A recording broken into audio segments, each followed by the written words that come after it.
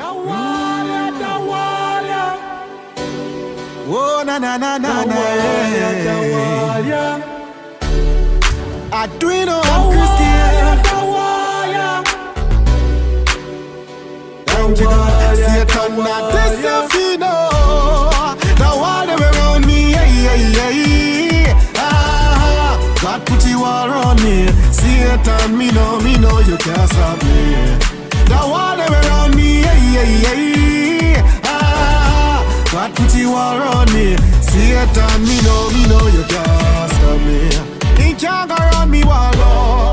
Him can't go above me wall, no. Him can't go under the wall. No, sad, nothing him can't do me at all. So when me lift up me right hand up there, when me lift up me left hand, man I shout praises to God. Well, hello everyone. It is your friend and confidant, Lolo.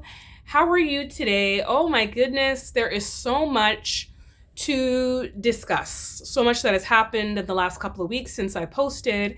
And there's just so much to debrief and to go over. And, I just kind of want to really kind of get to it, but at the same time, take my time. Welcome. This is Lifing with Lolo, and this is a vlog where we talk about everything holistic, everything health, whether it comes to your mental, your spiritual, or your physical body kind of health. So this is the kind of things that we talk about and discuss on this channel. So I'm your host, Lolo, and there's just so much to get into. So let's get into it. Okay, so previously in a previous episode, I had mentioned that my family, we were planning a trip to Jamaica, and it was canceled due to Hurricane Melissa. And so we had to cancel those plans and just kind of think about the next time that we might be able to make it out there. And so coming into January, we had an opportunity to go to Jamaica. My father's brother passed away, so my uncle. And so there were plans that were made that we got to impromptu kind of just make it out there to Jamaica. So a couple of my family members from Canada, the US, we all got on a plane and we made it to Jamaica. So this is where a lot of what I wanted to unpack is kind of here. Some of the things I won't share because it's kind of sensitive. So there's certain things that I won't get into, but then there's certain things that I could just generally talk about when it comes to Jamaica that I found that was very interesting. And again, this is my first trip ever being in the Caribbean, in Jamaica at all. I'm a bad Jamaican because I went to Ghana before I went to Jamaica. I went to Ghana back in 2022. But this is my first trip to Jamaica. And let me tell you how, let's just get to it. It was very eye-opening. Very eye-opening. I was very, there were just so many things that I picked up that were just so interesting. A lot of Jamaicans, when they talk about it with such nostalgia, like, this is Jamaica land we love, it was beautiful, pick off the fruit from the tree and eat and everything like that. And there is aspects of that. My aunt on my father's side, she lives up in St. Andrews, the parish of St. Andrews, in Kingston, a place called Red Hills. And she has a beautiful property, and they have banana trees, and they have all kinds of bushes and herbs and stuff like that you can season your food and make a whole meal simply from what's growing in her garden.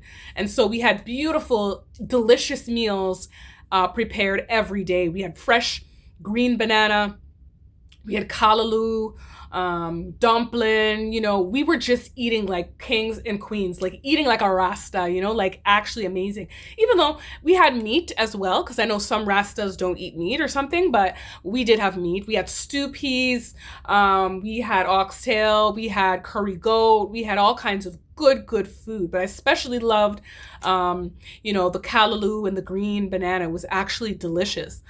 The one thing I really didn't get was the ackee and saltfish with festival, and that was what I was craving, but I don't think I had that at this trip. But next time.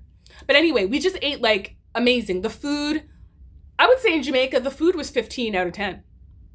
Like, I don't even know how that makes sense, but I'm just telling you the food is like amazing. Always good consistently. I really just don't have anything to say about the food is just amazing. Jamaica has some of the best chefs in the world.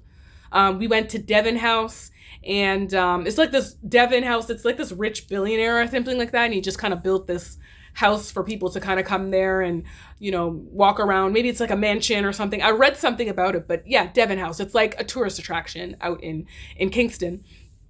We went to Devon House. We waited in line for 2 hours to get their food, and we waited in 2 hours to get the ice cream. And I'm telling you, the ice cream was worth the wait. It was worth the wait. It was actually fantastic. The best ice cream I've ever had in my life, because I didn't even have gas and bloating afterward. There was none of that. No diarrhea, no nothing. And so it was actually fantastic. My dad actually had the eggnog and I think rum and raisin, and it was fantastic. I was like, eggnog? It was actually really good. I had the pistachio and cookies and cream, and someone else had strawberry and something. Best, like, so good. Amazing. And then afterward we had the curry goat patties. There was curry goat, there's oxtail, there's beef and cheese, and all these other ones. They only had beef and curry goat, and we got the curry goat ones, and best patty I've ever had in my life. I don't care anywhere you're going in the world. No, it does not top Devon House. It was the best patty I've had in my life. And I'm telling you, like, I'm here in Toronto. We're pretty like multicultural and stuff like that. We have patties and stuff like that all the time. But I would say the best patty here in Toronto was like a Michie Dean patty, and that's pretty good. But I'm telling you, this Devon House patty was fantastic. It was actually shaped almost like a samosa and jam-packed with curry goat. The meat seasoned, just hands down best. So Devon House was a great experience. We really enjoyed that. We went on a Sunday night, so everyone and their mom was there, and really, really nice. It was a great experience. But yeah, some of these other things that were just very eye-opening with Jamaica that I felt was just not really discussed, in that, the extreme poverty. It is very, very impoverished. The gap between the rich and the poor is like night and day. It's almost like it's an African country, something like a developing African country in Jamaica. I was like, I couldn't even believe it. I was dumbfounded by that. I just didn't know it was like that, and it was just a lot to handle, to see all of that, see the people really struggling to buy even the basic necessities of life, struggling for even that. It was just so disheartening. I was like, who's doing anything about this? Where's the government? It's like, do they even have a government? Because what it seems like is that Jamaica is run by drug cartels and dons and, all kinds of stuff. It's all kind of corruption going on in Jamaica. It's unbelievable, and, it's just very, very sad to see that the basic citizen is not being taken care of. If you fall ill, I don't even know what's going to happen to you. I don't know what will happen to you. There's no one supporting you. There's no government. There's no safety net. None of that. And so this is what was so concerning about when I went to Jamaica. And, you know how it is. Jamaicans have attitude. Okay, we're a little spicy. We already know that. But even some of the interactions between the people who, do customer service, any businesses or anything like that, it's just on another level of rudeness. It's like somehow I'm giving you money for your goods. So it's just like, should there be politeness there? Yeah, I would think so, but they don't see it that way. And so they're giving you attitude and, just nasty attitudes and behaviors like that. I was just like, okay, well, I see what I'm getting into when I come here. But anyway, on another note, the funerals were really well done. The first funeral was from someone from our community. My dad's family's from St. Mary. It's not a touristy place. It's more the country and stuff like that, much more country bumpkin. And so you're not getting touristy stuff there. It's way up in the bushes, way up in the mountains. These are mountain people. In fact, Scott's Hall is not too close from where my dad grew up in Highgate, which is a Maroons community, Scott's Hall. So we live in that side of my family is in that area. But anyway, way up in the mountains, we had this service for someone who had passed away in our community. And so we went for 2 funerals. We did 2 for 1. So the first funeral was really well done. It was great to pay our respects to the respected individual of our community. And then several days later, we were planning for my uncle's funeral as well, my dad's brother. And, you know, I honestly was not a part of much of the planning, thank God. I just kind of had to say a few words while I was there, and that's what I prepared for, and that was it, because there was a whole bunch of stuff going on that I'm glad I just tried to stay out of. I'm like, I'm just not gonna. And I was like, I don't really know how this funeral is gonna turn out, but you know what? They nailed it. They actually nailed it. Like, actually, it was televised, not televised, but it was put on YouTube and stuff. Like, it was actually done really well. You know, like, I was surprised because there was so much infighting going on. But anyway, now I'm not going to get too much into that, but there was just a lot going on. But anyway, job well done to everyone, all of the siblings, my cousin Ian and his siblings, you know, all of that. Like, they just did a fantastic job. Clark family, Langley family, you know, whatever family, that side of the family, you did a fantastic job. Everything came together and was very well done. Uncle Bobby, I'm sure, is very proud and happy of everyone that was involved in that ceremony. So yeah, having said that, things were just done really well. I was really pleased about that. But yeah, great to see Jamaica. It was good to go all around. We went on the highways and not the highways, just the regular streets, which are terrible and a mess, have not been updated for like hundreds of years. I don't even know if they've ever done anything to these roads. Dirt roads, potholes everywhere. The only thing that is good, that is decent, is the highways, right?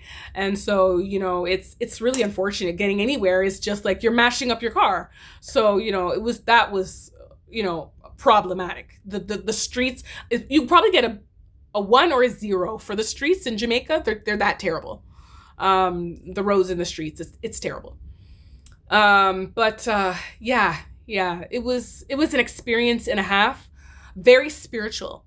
I noticed that Jamaica is a very spiritual place because it's not like you can rely on your government for anything. You have to rely on God, right? There's no other way. Your government's not helping you. So who do you have to help you with when you don't have money for rent, or when you don't have the money for the light bill or the rent or anything? You got to rely on God. So this is why I'm saying it's a very spiritual place, because God has to step in and be your father, because the government's not doing anything for you. Very spiritual. And there were so many spiritual occurrences that happened.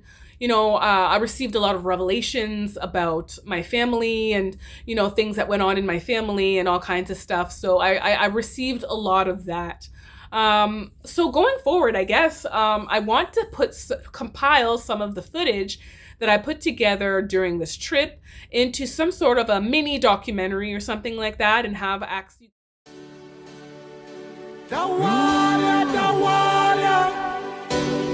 Oh, na na na na na. I do it on Christian. Thank you, God. Satan, not this you know. The water around me, God put you all around me. Satan, me know you can't stop me. The water around me, God put you all around me. Satan, me know you can't stop me. He can't go